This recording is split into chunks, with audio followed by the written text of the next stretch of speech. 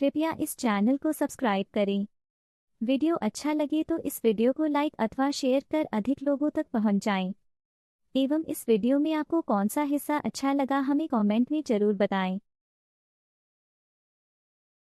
बेली का नैलिया के, बेली का नैलिया के, भैल कचनार होई चर्चा में आइल बानी। गुरुजी हमार होई चर्चा में आइल बानी।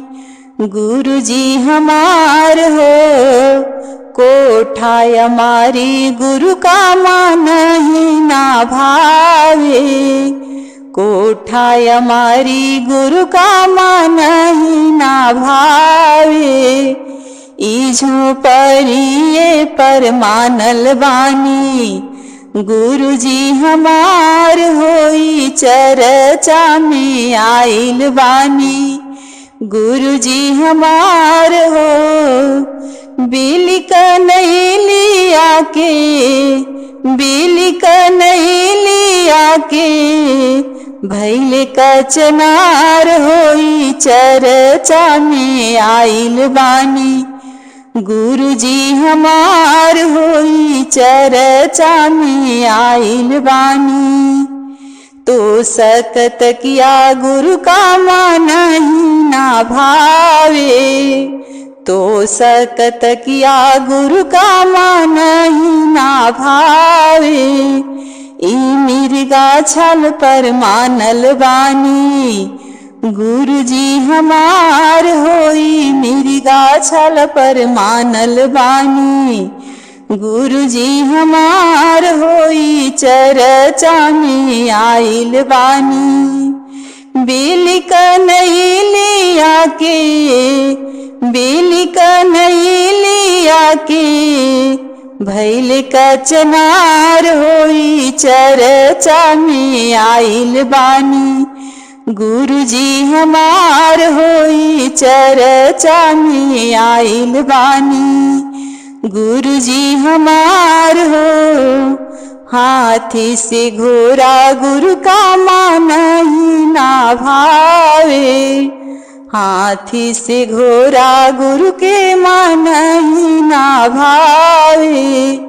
ई बसहे पर मानल बानी। गुरुजी हमार होई बसहे पर मानल बानी। गुरुजी हमार होई चर्चा में आइल बानी। गुरुजी हमार होई चर्चा में आइल बानी।